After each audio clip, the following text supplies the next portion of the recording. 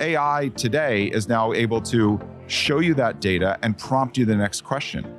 Because the purpose of analytics is not to answer questions. It's to get people to ask better questions. It is a appreciative inquiry, right? You don't run for somebody to give you a chart. You see that chart and you ask the next third, second, fourth, fifth question. And in the old days, you'd have to go back and forth between an analyst or a tool or a visualization or whatever it is, right? Now, you just ask the AI and it collapses the speed to insight for a lot of people.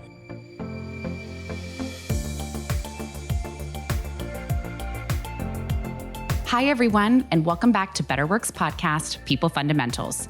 I'm your host, Alex Lerald, Senior Director of Corporate Marketing.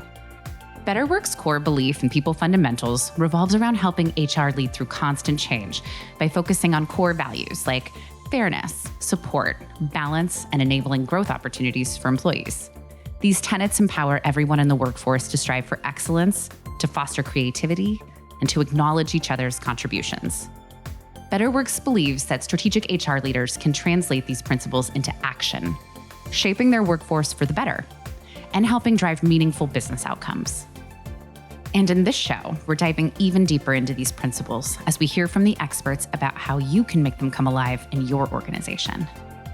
And in this episode, recorded live at HR Tech 2023 in Las Vegas, we talked to Paul Rubenstein, Chief Human Resources Officer at Visier. With a background in consulting and a passion for leveraging technology to drive organizational change, Paul's career journey and expertise give him the tools to show us what lies ahead. In our conversation, Paul shares invaluable insights into the world of HR, touching on topics ranging from the power of analytics to the transformative potential of AI. We discuss real-world examples of how organizations use data-driven approaches to revolutionize their diversity efforts, streamline recruiting processes, and unlock the performance potential of their team. The role of HR is evolving, and leaders like Paul are paving the way for a future where data-driven decision-making is the norm. From reimagining traditional HR practices to embracing innovative solutions, Paul's perspective offers a roadmap for organizations looking to thrive in today's rapidly changing landscape. So, whether you're a seasoned HR professional looking to stay ahead of the curve, or a business leader interested in harnessing the power of technology to drive organizational success, this conversation will leave you with a forward-thinking approach to implementing new ideas in your organization.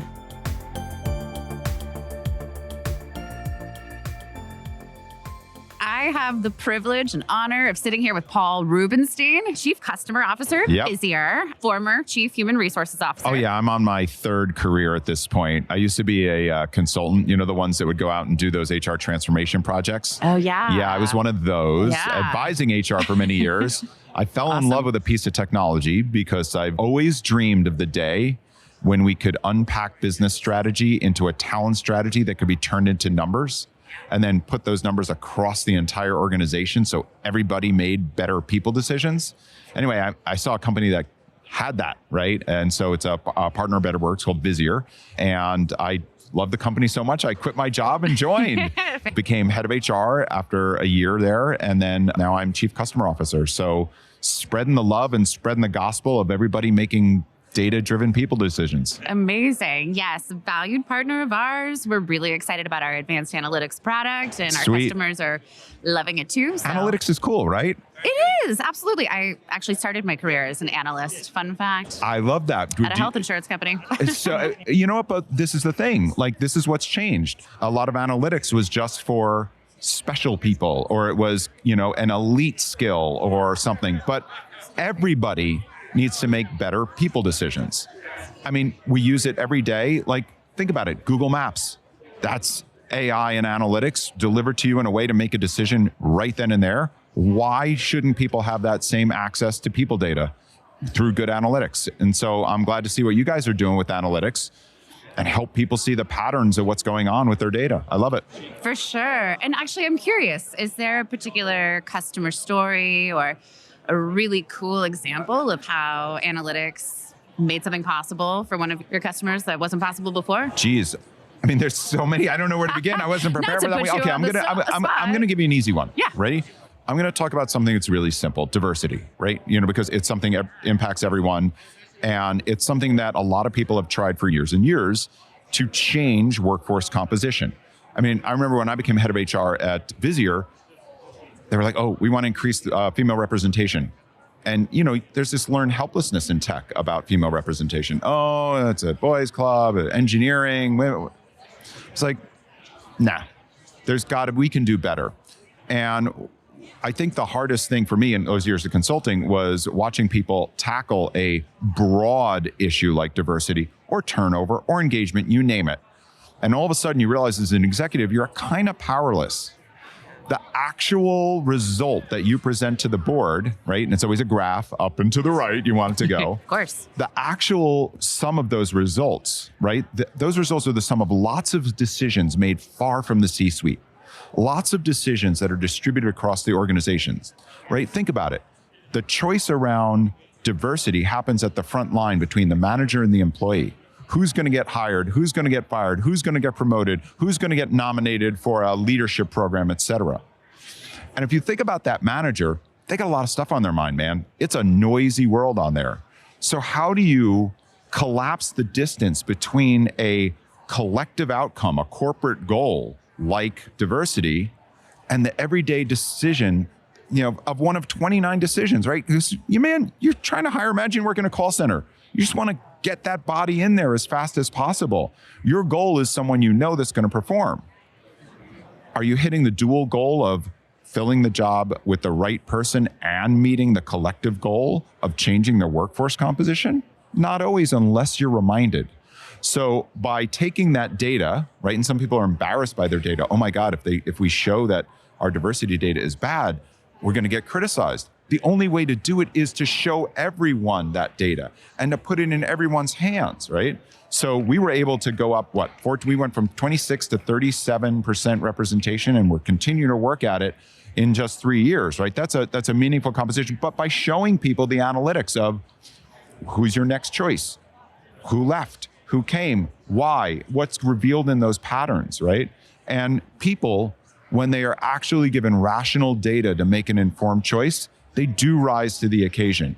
And if you can give them that data easily, simple graphs and charts, simple, and not have them beg to go get it, and put it in their hand persistently, that's how you start to change behaviors. It's the same way you respond to those Instagram ads for that secret candy you've been wanting to subscribe to, that candy service. They send it to you over and over again, and eventually it gets in your brain. But this is using those powers for good.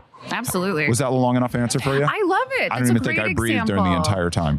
I mean, it's a perfect example of why it's so important that we democratize data, make it available to people. I think it's great. I want to ask you about AI. It's what everybody's talking about. Everybody's got some AI. Everybody's curious about how it's being used in all of these different technologies. Are we talking about the evil, secret science fiction AI or the real AI? Both, really. Okay. It's the perception and then the reality. So what is your take on AI and HR? Are people ready for it? Do you think that... So it's already there, right? This is the thing. It's just becoming, people have woken up to see what the real good use cases are, right? So I'll give you two. Somebody leaves the organization. Imagine the AI says, oh, look, this person has these characteristics, and there are 10 other people who fall into those characteristics. Let's alert those managers so that they can be aware and take a look. The same way marketing uses intelligence about who crawls through a website, et cetera, to alert a salesperson around propensity to buy, you can do that same technology and those same patterns using AI to alert and trigger and automate, right? What goes to who, right? So that's one easy one, right? The next one is more how people interact with data, right? What do people love about their experiments with ChatGPT? You ask it a plain language question, okay? Did you ever go to a data scientist and try to ask for an analytics question and get a plain language answer? Right. No, you get charts and graphs and, all kinds of stuff. What AI does for the way we interact with analytics, right, which are patterns of data not confined to a single data set and contextualized in the real time of the person who's trying to ask, it becomes more of a, oh, I understood your question. Let me give you a simple answer, and let me show you what the next question to ask is. Who are my top salespeople? These are them. You should ask, which of those are likely to leave? who is up for promotion this year? Which ones have deals closing in the fourth quarter that you might want to go give some love to, right? But again, the AI today is now able to show you that data and prompt you the next question. Because the purpose of analytics is not to answer questions. It's to get people to ask better questions. It is a appreciative inquiry, right? I love that point of view. Yeah, and that's how you have to think about it. You don't run for somebody to give you a chart. You see that chart and you ask the next third, second, fourth, fifth question. And in the old days, you'd have to go back and forth between an analyst or a tool or a visualization or whatever it is, right? Now, you just ask the AI. And it collapses the speed to insight for a lot of people. It's major. I think it's going to be transformative for sure.